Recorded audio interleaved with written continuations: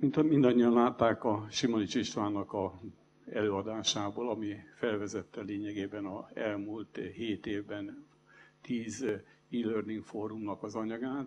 Hutter Otto volt az, aki együtt dolgozva velünk indította ezt a fórum sorozatot, és 4 éve Otto nincs közöttünk, és 4 évvel ezelőtt döntöttük el, hogy Otto szellemiségének munkájához megfelelően egy ilyen Hutter Otto díjat alapítunk, amelynek a alapítása során a Hutter Otto munkatársai a fórumba vettek részt, és azóta pedig minden egyes olyan tag részt vesz a pályázatoknak a elbírálásában, akik már Hutter Otto díjat kaptak.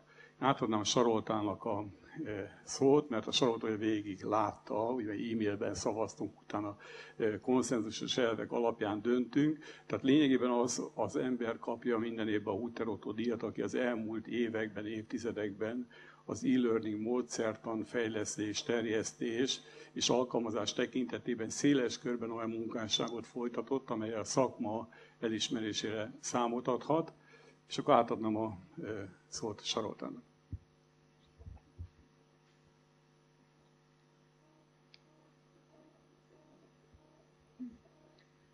Hát nagyon izgalmas volt az idei szavazás, azért is, mert már többen voltunk benne, és kicsit el is tértek a vélemények.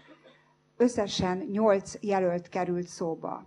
Ez nagy öröm, hisz az, hogy már 8 olyan név merült fel, akik érdemesek erre a díjra, az magának az e-learningnek az elterjedését jelzi.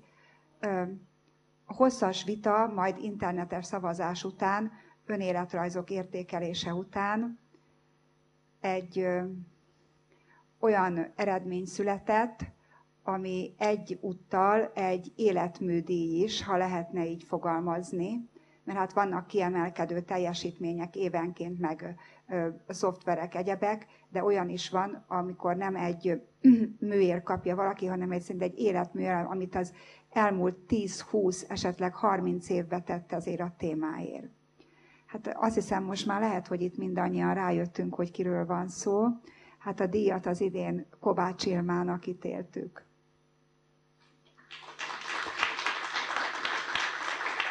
Most Kovács Ilma mindjárt az értékeit, önéletrajzát mindjárt ismertetjük. Igen, hát azt hiszem, hogy a Ilmának én a e-learning nagyasszonya címet is odaadom, tehát úgy gondolom, hogy az Ilma épp most 30 éve ugye kezdte oktatói munkáját a Corvinus Egyetemen, és hű maradt a Corvinus Egyetemhez, ahol most egyetemi magántanárként dolgozik.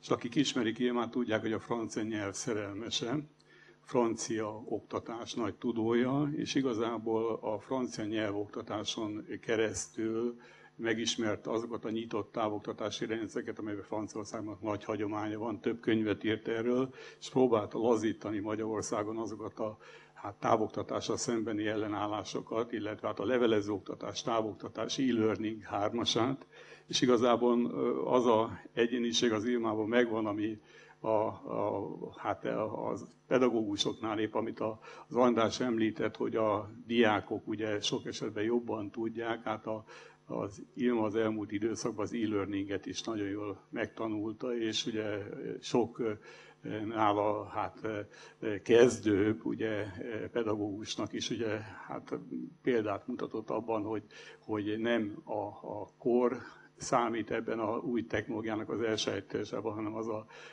múlhatatlan olyan érdeklődés, amelyben ezeket a technológiákat meg lehet tanulni és terjeszteni lehet. Igazából sok mindent lehetne mondani, 13 könyve jelent meg, és a könyve is példamutatóan ugye a Magyar Elektronikus Könyvtárban megtalálhatók.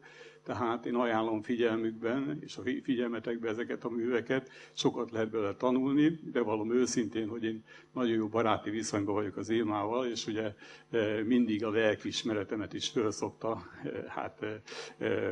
zaklatni olyan szinten, hogy ugye mi régóta foglalkozunk ezekkel a dolgokkal, és gyakorlatban mennyi valósult meg ebből. Tilma, gratulálok!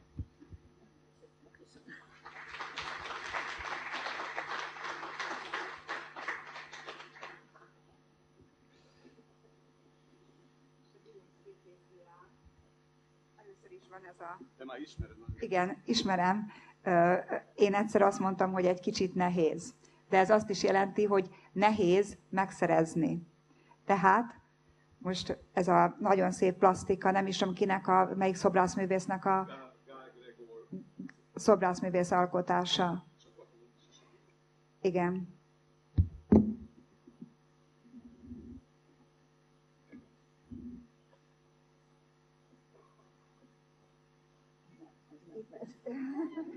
Itt rajta van a díjazottnak a neve, és megmutatnám a katalógust is, mert nagyon szép.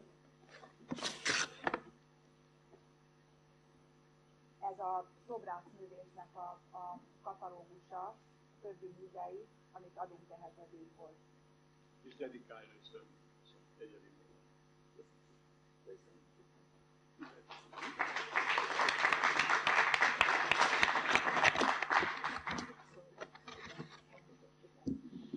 Szóljak, ha tudok.